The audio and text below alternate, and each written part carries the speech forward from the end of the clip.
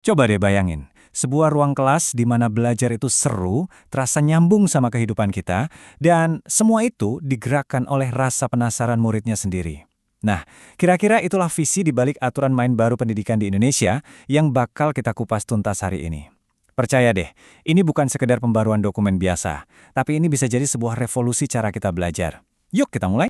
Jadi gini, di Januari 2026, pemerintah itu merilis semacam playbook baru buat dunia pendidikan. Anggap aja ini buku panduan yang ngasih standar dasar buat semua proses belajar mengajar di Indonesia, mulai dari PAUD sampai SMA, SMK. Tujuannya, biar semuanya punya pemahaman yang sama. Oke, terus pertanyaannya, apa artinya ini buat kita di lapangan? Peraturan ini kan bukan soal birokrasi aja, tapi ini soal pengalaman jutaan murid dan guru setiap hari di kelas. Nah, gimana persisnya sih cara belajar mereka bakal berubah? Yuk kita bedah bareng-bareng. Kita bakal bahas ini dalam 5 bagian utama. Kita mulai dari kenapa perlu ada aturan main baru, terus kita masuk ke 3 prinsip intinya.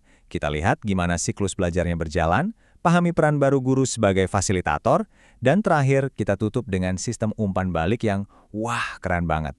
Pertama-tama, kenapa sih harus ada peraturan baru?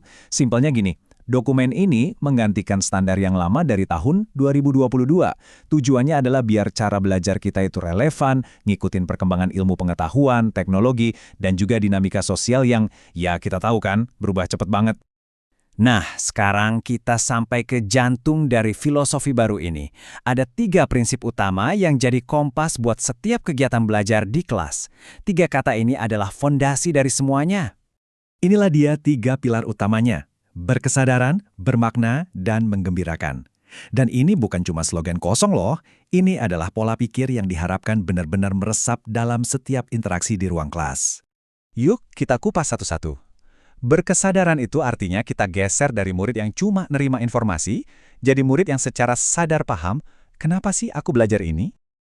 Ini soal membangun motivasi dari dalam diri, dan kesadaran akan proses belajar mereka sendiri.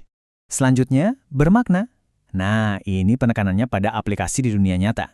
Jadi ilmu itu nggak cukup cuma dihafal buat ujian, tapi harus bisa dipakai. Pembelajaran itu harus relevan dan nyambung langsung sama kehidupan murid sehari-hari. Dan yang terakhir, menggembirakan. Ini mungkin kedengarannya sederhana ya, tapi dampaknya luar biasa. Tujuannya adalah menciptakan lingkungan kelas yang positif, di mana tantangan itu dilihat sebagai peluang, dan proses belajarnya sendiri jadi sesuatu yang dinikmati. Oke, 3 prinsip tadi keren banget kan? Nah, terus gimana caranya 3 hal itu diwujudkan dalam praktek sehari-hari? Peraturan ini menjelaskannya lewat sebuah siklus berkelanjutan yang punya 3 bagian. Yuk, kita lihat kerangka kerjanya. Siklus ini isinya ada perencanaan, pelaksanaan, dan penilaian. Penting buat kita pahami kalau ini tuh bukan daftar kerjaan yang lurus dari atas ke bawah ya, tapi ini sebuah proses dinamis yang saling nyambung. Hasil penilaian bakal jadi masukan buat perencanaan berikutnya, jadi ada siklus perbaikan terus-menerus. Nah, di tahap pelaksanaannya fokusnya ada di 3 aktivitas utama murid. Ada memahami, di mana mereka membangun pengetahuan, mengaplikasi, yaitu make ilmunya di dunia nyata, dan merefleksi, yaitu mereka ngelihat lagi proses belajar mereka sendiri. 3 langkah ini dirancang buat satu tujuan utama, membangun kemandirian belajar.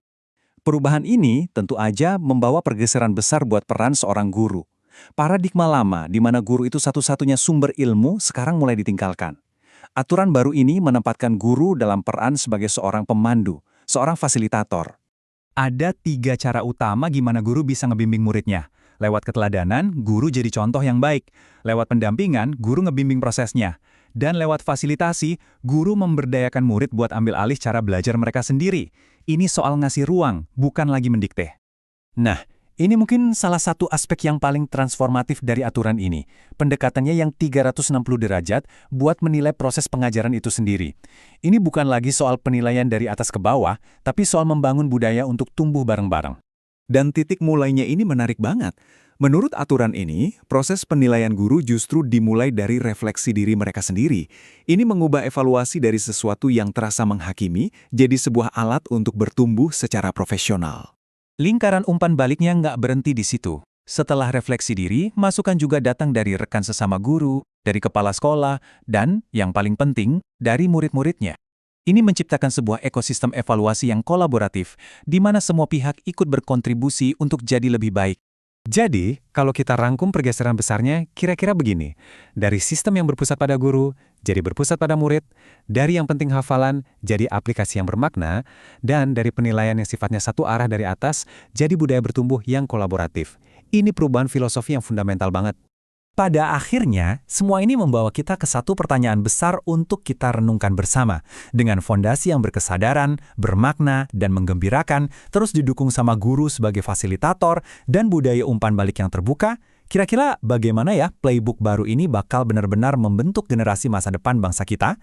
Waktu yang akan menjawabnya.